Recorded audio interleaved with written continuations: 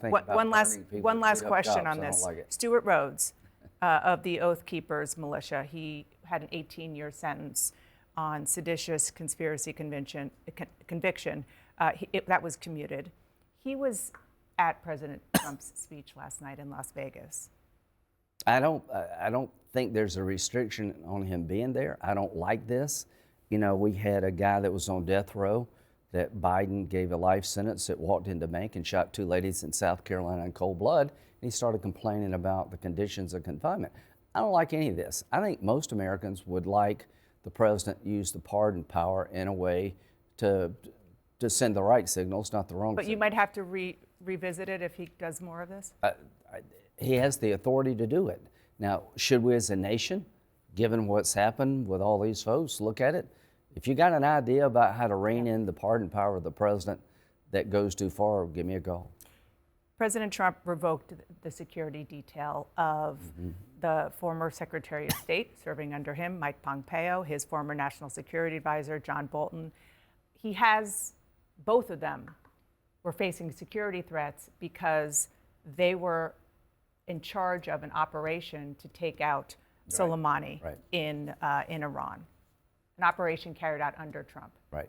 Should Trump have revoked that security? You know, I talked to Senator Cotton about this. He's the chairman of the Intel Committee. He's very, very good man. He said he had a briefing and he asked the briefers, if it were you or your family, would you think you deserve a detail? And they said yes. You know, whether you like John Bolton or not, that's not the question for me, is that you don't want to leave people hanging. There's no doubt in my mind the Iranians have been out to kill President Trump. I've been briefed about it. I know he's been briefed about it. I'm glad he has protection.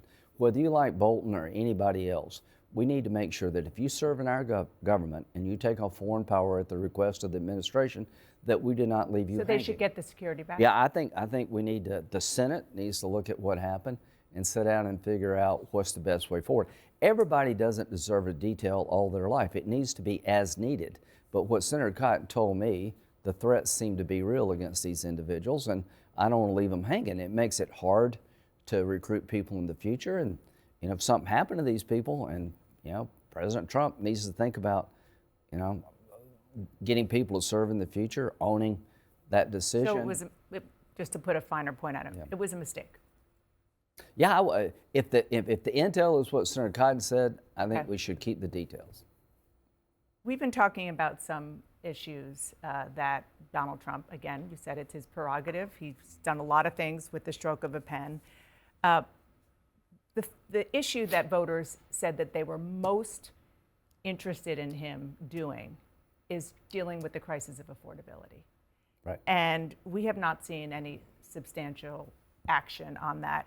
People are now paying $7 for a dozen eggs. It's a record level, 37% higher than a year ago.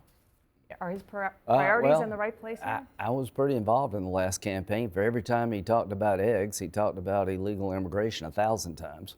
I think he's trying to fulfill his promise to regain control of an out-of-control illegal immigration system. We need more money for Tom Homan. I'm for deporting illegal immigrants here who are criminals. Most people are. The public's with him. But if you don't get new money into the system, Tom Homan can't do his job. We need more bed space.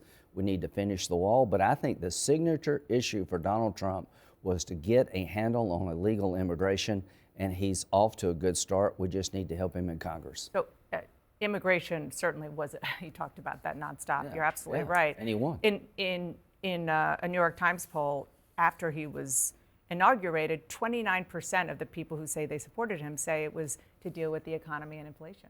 I think the majority of the people in that poll say they support deporting everybody that came to the country legally in the 4 years of Biden. Like 70%, almost 80% support deporting illegal immigrants who have committed crime. The public is with him on this, and if y'all don't get this by now, you missed the entire campaign. But I'll leave that up to people here in Washington. I get it. I understand what he's trying to do. Senator, can you elaborate on what you were saying about more money? Yeah, I think this whole debate in the Republican Party, do you need one bill or two? Right now, Tom Homan needs more money to hire ICE agents. He needs more money to finish the wall, to increase bed space.